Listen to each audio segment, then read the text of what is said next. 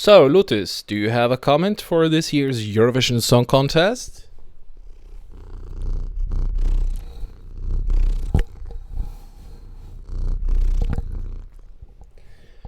I don't know if you hear that, but he's purring, so I guess that is a positive.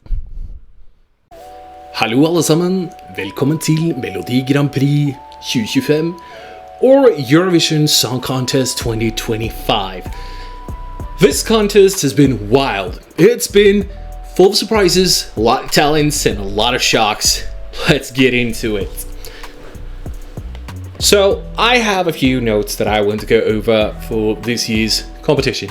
One of the things is, I know that the juries are the 50% of the votes and the televoters are the 50% of the votes, but today we've seen yet again a huge difference from the televoters to the juries, especially with Switzerland, where we see that the juries gave it 214 and the public gave it 0. I don't believe that's the case. Now, I'm getting into theory territory with that, but I don't believe that happened, that they got 0. So, it doesn't make sense. I'm just gonna say that. It was an amazing song, and I think they deserve way much more points. But that's me. I'm just one person. My name is Thomas. Welcome till EurovisionSeff channel. I'm a Norwegian Eurovision fan. I've been watching the show for 20 years, and I'm just one person with thoughts, feelings, just like you. And I wanted to just express some of the points that I have with this show. And I would say that as well, it was a fantastic show. I think the boss was a great host.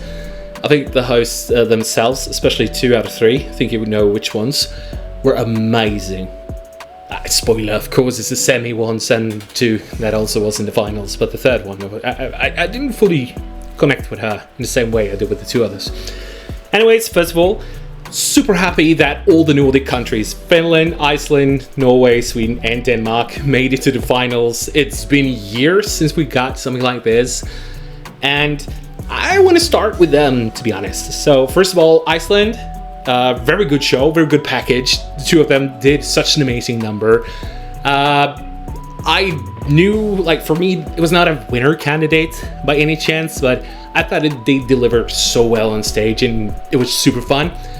The music, the genre itself, as a Norwegian, sounds a lot like russemusikk, which is like something we hear a lot of here in my country, especially around May, when the students that are Russ is graduating. It's like 2 months of just partying, so they make like music from Tix, Falling Angel, but not that style of music and whatnot. So it was very familiar. Denmark, welcome back to the contest. You've finally done it. And it was such a good show. Cecile was amazing. Her vocals was fantastic. She's so charming. She has so much charisma. I really hope she's coming back to Eurovision at some day. Or at least try for a Danish MGP, because I think she did so well. But I was gutted. They only got 2 points from the public, which is weird. It's such a glow up, such a step up from Danish Melodi Grand Prix.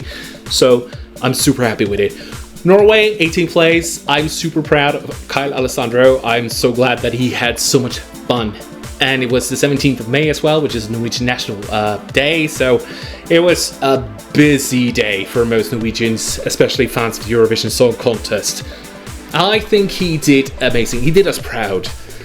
I don't know if many of us thought he'd be the winner this year, especially with so many contestants. But for us, just coming to the finals is just the best. Even though super gutted for Gotha last year, I'm so much happier that Kyle Alessandro, first of all, got a higher placement, but second of all, that he also seemed to have a lot of fun. He was really good at the final show, and it was super fun. Just had a blast. So thank you so much, Kyle. It was good. Next one is Finland. Erika Wikman. I was so glad to see this one live, because in pre-season of the Eurovision Song Contest, just listening to the songs, I really didn't connect with the song at all. I thought it was very busy. I really like Erika Wikman. I really like the story that it's going for, and why it's so important with communication with partners, and to encourage each other to never give up and, come.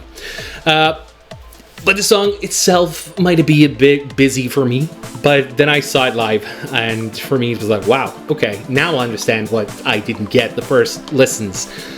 And it's just a whole package. She has so much personality packed into one live performance and doing that whole thing with the rocket mic and just the ending itself. It's art. It's art. You know, she's making a point by just stopping with the high notes and let the public just finish it off as it should, helping each other out. Great work, Finland. Still, I think Karja was my favorite out of these ones as well. And then we have Sweden. Gotta talk about Sweden. Sweden, you are dangerous when it comes to Eurovision. I have this bias thing because I'm Norwegian, of course, which is like, oh, of course, Sweden's always on the odds. Oh my god. I don't even think you have to be Norwegian to feel that. Or is it just me? But for me, it was difficult to enjoy the Swedish song because it was so high on the odds from the start. So I think that happens all the time, really. But later in the season, you know, when you're thinking like, okay, bias aside, let's listen to the music. Let's get united by music. Listening to it, I love it. But About the Bus is so fun. It's a great entry, and I hope you understand now, Sweden, you can send songs that are not just polished pop. Seriously, just have fun like you did now. We need more of this, because if Sweden starts sending stuff like this, which is more fun and not the same formula they have done the last 15, 20 years, I'm gonna be happy. And also, it's in Swedish. It's fantastic. I'm just a little bit disappointed at the moment that Norway and Denmark still send something in English when our other Nordic brethren and sisters sent something in their own language, and it was just amazing. So hopefully it's a confidence boost, I would say, for the next season, so that is good. Also, the Baltic countries, Estonia, Lithuania, Latvia, all got through, which is super amazing. Tommy Cash, Espresso Macchiato. I've had the song so much stuck in my head in the Eurovision season, I could just have a power nap. And I wake up, and the first thing that I hear, mi amore, mi amore. You know, it's just the first thing that gets into my head. I think lyrically, it's ridiculous, but the production, it's so catchy, it's so fun, and the performance in itself is so good. I really enjoyed this song, and I am just crazy to think that it got like 1 point under the second one and came third. So that is wild, but in a good way. It shows that even the jury finally can let loose a little bit and not just go for picture perfect, if you will. Lithuania, such a niche type of song, like a rock song with huge emotional impact. And I think that if you watch the song or listen to the song from the start and you get into it, it is quite impactful. It's quite good. So I'm really happy for Lithuania. It was a really good song. And the same with Latvia. Latvia just blew me away. I had no clue how they would handle such harmonious threat on stage, and here they are doing so amazing. The vocals are so on point. It's like a huge art project, and I just love it. It just brings out the spirituality in me, if you will. So I'm super happy with Latvia finally also coming back to the contest again like this, singing in their own national language. Oh, it's just so beautiful. So much national languages this year. It's just amazing. Also, I'm gonna say Ukraine, really good song. This might be my favorite Ukrainian song since Shum Gua. Yeah, I think that might be my favorite actually, because it was so nice. Good contrast and very melodically, I would say. So finally, I actually really wanted Ukraine to do well. So that's nice. Also, Albania. I got to talk about Albania. Oh my god. I don't think I've ever had Albania high on my lists before. And that is because they are very similar in their own melodic thing, like Sweden has been with all the Polish pop, and Norway has been a little bit kitsch, a little bit camp, but also very, popular pop, I guess. So there's been like some countries have sent a lot of the same type of sounds that some I resonate with, some I don't resonate with, and that has been the case for some of the countries, Albania as well. So I've been waiting for that year when I really look forward to seeing some of the countries that I haven't really connected with in the past 20 years just blow me away. And Albania, you were my number one. You were my number one this year. Charm, I love it. Like the contrast of both of the singers.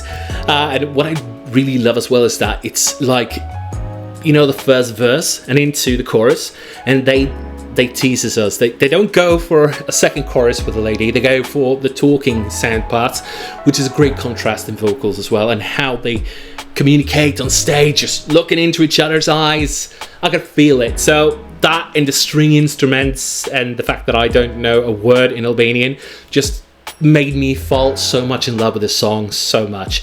So I even had to check it out and check the translation into English, and it just made me love it even more. So I'm super glad Albania got top 10. I would have wanted to get them much higher, but that's me. That's my personal take on it. I know everyone's different, and that is fine. Second of all, who really, I must say, elevated the most? I wasn't sure about France in the start when I first heard the song, the music one, where I think she was in a football stadium performing with this huge orchestra, because of course within orchestra everything could sound good, couldn't it? But how they would do the staging and things like that, because it felt a little bit the same like Slimane from last year, which was good but not one of my favorites. So I was wondering how this one would be, and in Semi 2, in the showcase of the song, I was a little bit unsure. I thought it was good, but I thought Switzerland was better in the first one of the pre-qualifiers. But when I heard it live on the finals, I was blown away. I honestly told the others around, I think we're going to Paris, like in 2026. I genuinely thought we could go to Paris. And then out of all the things, like 50 points from the public. What? So that makes me think that I think the public is more into fun party songs this year rather than like the ballads, strong, powerful, emotional things like that. But I thought it was a really good performance, and I thought we were really going to go to France.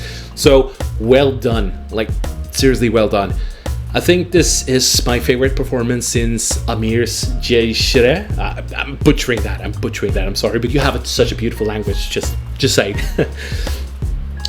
Malta. Oh my god, Malta was super fun. I can't say anything about that. It was super fun. A bit on the nose, a bit naughty when it comes to the staging. I thought might have overdone it a little bit, but the song itself, it was serving music. I loved it, and it's been one of my favorite songs in the season, absolutely. But I thought the staging might have been too much, just to say that. But yeah, my favorite Maltese entry ever, absolutely. So yeah, overall, I think a lot of the countries did so amazingly done. Luxembourg as well, I just gotta point that out. I really enjoyed the song.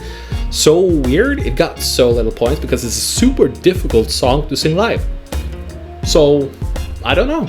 I love the staging, I love the dollhouse, love the Franz Gall reference in the background, how just laying down and just this visual fun time. I thought Luxembourg did an amazing thing, because last year when they had their comeback, that was a very forgettable song in my opinion. But this one of my favorites this year. So I still don't know what sound Luxembourg wants to go for, but that's going to be so interesting to see the coming years. What type of style is Luxembourg? What are they coming back with? What do they want to compete with? I think it's amazing. Being half English, I think I have to talk about the United Kingdom. That was my bottom this year. I'm so sorry, but it's true. I think they are great singers. I think they are very good singers, but the song doesn't catch me at all. It's one of the songs that I really did not connect with at all. And just to throw in the ones I actually did not connect at all with, it was United Kingdom, it was Poland, San Marino. Yeah, those three I did not connect at all with, unfortunately. I would have said Armenia as well, but I think he elevated very well live. I thought it was much better vocally than I originally thought before going into the season. But even if I didn't understand United Kingdom, Poland, or San Marino, I understand why they have fans. I understand this is their performances, and I think all of them did well. So there's nothing inherently bad with it. It's just not my type of sound. Some are too busy, some are too musically, where I don't get to it, and some just doesn't resonate to have a DJ on the stage. To sound like that. Sorry. Yeah. Super happy with Greece. I'm surprised with Italy coming so high. Other than that, I'm really happy. And of course, we have to briefly mention the elephant of the room. Of course, everyone's probably been wondering what my thought about Israel and Austria and the whole thing at the end was going to be. Well, as I first mentioned, I thought we were going to Paris. So, when France only got 50 points and didn't go higher, they got 7, which is amazing, but I would have thought higher. Then I was like, okay, so that's not going. Maybe we're going back to Switzerland. That'd be nice. Host country, sorry, 0 point. What? There's something wrong here. There's something wrong here. Swiss was amazing. I'm going to say that was one of the best performances of the whole Eurovision live performances as well. So I can't understand that. Which meant now, with 1 point under Israel of Estonia, that was out of the running as well. So now we had either Israel or Austria. And this is very, very difficult to talk about in a live forum, but I would say it is united by music. And a lot of my friends who said that you have to separate the politics from the music. It is super hard. It is very difficult, even if you try. So I gotta say, for Israel, it was an amazing performance. It was a chance of a winner vibe in a lot of areas, but due to what's going on in the EU, in the Europe, in Gaza and stuff, I just have to mention it. I cannot support it. Now you know my stance on it. So for me, it was very difficult, and same was with the other people in the room that night. So I heard the other one, they wanted to hold hands and just pray for higher grounds that Austria would get over 100 points, so that could be Israel, and it happened. Thanks to the juries, because Israel was the televote winner. I'm not going to talk too much about that, and I think Austria was also a really, really good song. But I really felt there was a split in Europe, on Saturday, which is really difficult to talk about. And I know the EBU says that this is a broadcasting competition, but as somebody said in ESC Norway, they said, well, when Kyle Alessandro is going onto the stage, he's not having a logo of NRK. He's having the Norwegian flag. Like the other one, everyone's coming out with their national flags, not their broadcasting flags. So you are, in fact, competing as your country. And we look at what's happening in the world right now. It's just wild why some can and some can't. Well, enough of that. For what it's worth, amazing performance. They did well. Absolutely top 10 performance, but I wouldn't place it as my winner, even if it came second. There you go. That's my final take on that. Austria, also amazing. I don't think it was my winner either. Obviously, I think, Albania, France, and Switzerland turned out to become my favorites. So that's just me. But then again, as I say, before you attack in the comments or whatever, everyone has their opinions, their views, their feelings. We're all just humans, and we love the competition. And it is united by music, and I want us to be united by music. That's the thing with the whole contest, and that's what I love with it. I just saw a picture of Austria, Malta, and Norway just crying for each other, just hugging, and it was just amazing. That is what united by music is. All the friendship that you make, all the cultures that you get to experience, the musical scenes from every country. That's what makes me love Eurovision Song Contest. I never know what's going to happen. Every country, you think you know their sound, you think you know their theme and topics and what they usually come with, and suddenly one year they come and surprise you. And some countries you haven't really connected with, you really connect with, and vice versa. And sometimes you don't connect with them at all. So that's what I really enjoy with it, because now I really love Albania. Never done that before. And this time, in the start, I didn't really understand Finland. But usually I am a real huge fan of the Finnish songs in Eurovision Song Contest. So it is very individual from each year to each year.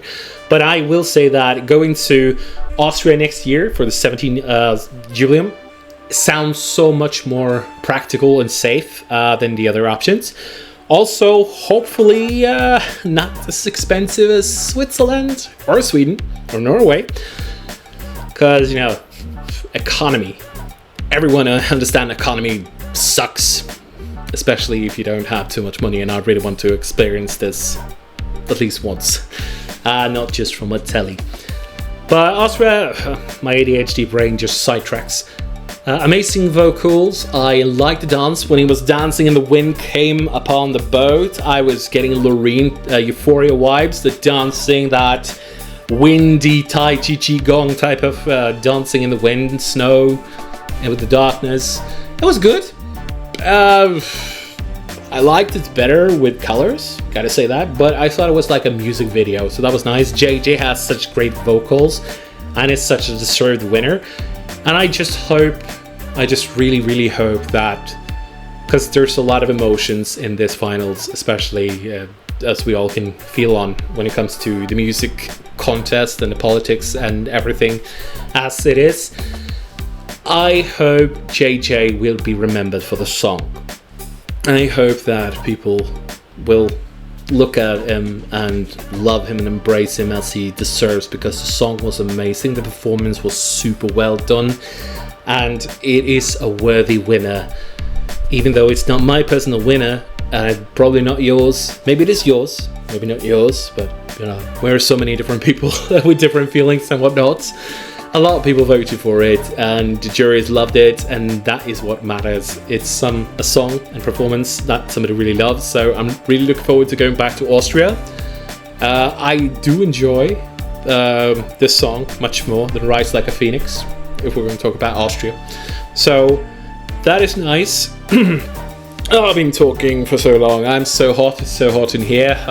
It's difficult to concentrate, focus. I'm so sorry, but if you're still here, thank you so much for watching. Mitt navn Thomas. Jeg kommer fra Norge. You're a Norwegian Eurovision fan, 20 years, Eurovision Song Contest. Like and subscribe, please. Comment what you felt about this year's competition. For me, it was amazing. It was absolutely amazing. Yeah, let's see if I can take my camera and just show him a little bit.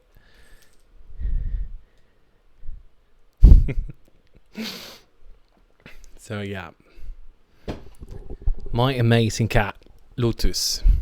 5 years in 3 weeks. Yeah, 3 weeks time. So this was actually just a test, but he just wanted to say hi, so I might just include that clip as well, actually. But yeah, let's hopefully get something done, shall we?